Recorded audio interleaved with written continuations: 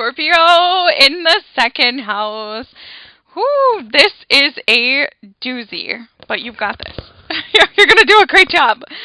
So this lifetime for you is like this epic reorientation of your relationship between the material and spiritual facets of life in terms of how you understand what it means to have value. And it's a total reorientation of your relationship to money and material things. So one of the most important things for you to know is that you must learn to let go of material possessions. Understanding that there is a rebirth, a continual rebirth that is meant to happen in the area of your life that has to do with the things that you can touch and hold in your hands. So you've got to learn not to hold on too tight, okay? And it might be scary because in this lifetime you could go through experiences where you're like, yeah, like, awesome, like I finally got that amazing job where I'm earning a great income and I feel, so valuable. And then all of a sudden, poof, something happens in your life and it's taken from you and all your root fears and core fears are shaken and you're like, oh my gosh, oh no. Don't worry. That's a part of your destiny, okay? And the more you can actually learn to, because the second house is the house of value. So the more that you can learn to value scorpionic experiences, the more that you can learn to value these experiences of transformation and these experiences of rebirth, and the more that you can learn to value, okay, the non-material aspects of life, and the more that you can learn to value the spiritual growth experiences and the invisible world and the evolutionary process, the easier and easier that your life will get, and the more and more that you will move towards your destiny. So you've got to know that in this lifetime, you cannot hold on to physical things, okay? You can't hold on to physical things. They're going to come and go from your life. You'll definitely achieve, having wonderful things, but what you're learning is that it's okay to allow rebirth to happen in this area of your life. It's okay to build the life of your dreams, and have that house or that job or that car or whatever, and then for it to go away, and then you'll create it again. So you're learning a lot about how to be a magical manifester of material things in your life. But it's not going to come in the Taurus way.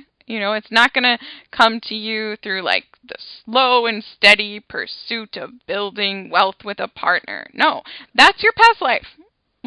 It's going to come to you through divine inspiration. It's going to come to you through following your intuition. It's going to come to you through taking that risk to lose it all in order to gain it all. Does that make sense? You're learning that you don't need a partner to be abundant. All you need to do actually is partner with your soul. You're learning to partner with your soul, to partner with spirit, to let the divine, let the magic of the universe be your partner. Okay, so if you have any belief that you need to get into, you got to meet your soulmate and come together so that you can finally have stability. No, no, no, no, and no. That is no longer the way for you. Okay? That's really important for you to know. In this lifetime, you're letting your sense of self-worth undergo dramatic changes. So, you could be born and, your parents, instill a set of values in you, and then as a teenager, something comes in your life, and all of a sudden it's oh my God, I don't even know, do I even value those same things anymore? I don't think I do. And then, your Saturn return comes around, you're around age 30, and again, it's this total rebirth, an upgrade in your sense of what it really means to have self-worth and your sense of what you value and your sense of your value. It could really be up and down, where one thing you have to know is that if you're placing your value in how much money you have or the material things that you have, that's not going to work out for you, okay? So you're learning to place value on who you are as a soul and say, I am worthy because my soul is incredibly magical and potent and continuously survives death, and I can never be destroyed no matter what.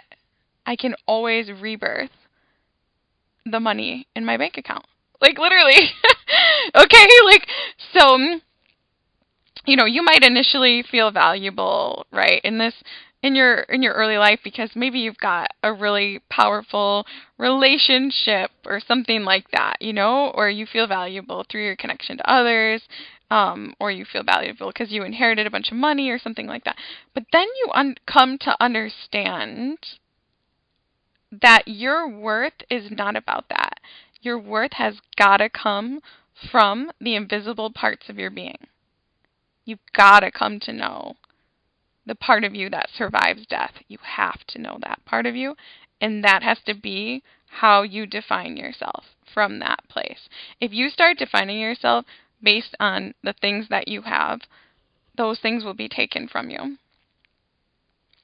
Another part of this North Node is that you're learning to invest your money in spiritual experiences, in transformative experiences, okay?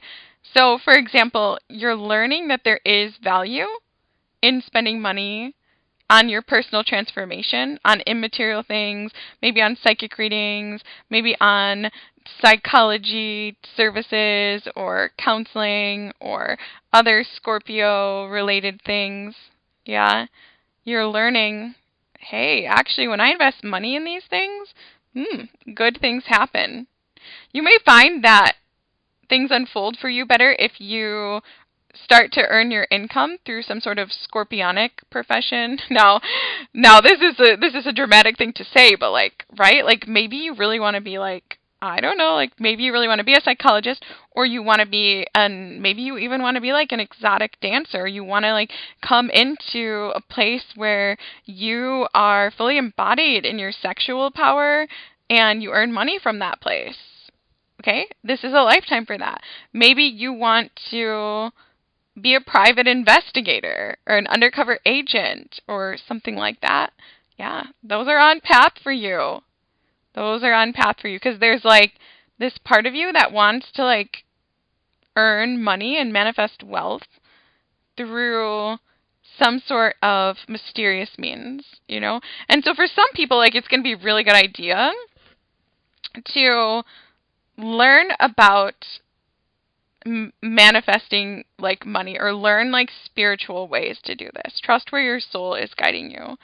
But also to understand, there might be a part of you that is drawn to something that might be a little bit dark in some way, and you think that could bring you money, and it might actually, because you're learning to take risks in that area, maybe you really feel dang, I really want to buy this lottery ticket or something like that.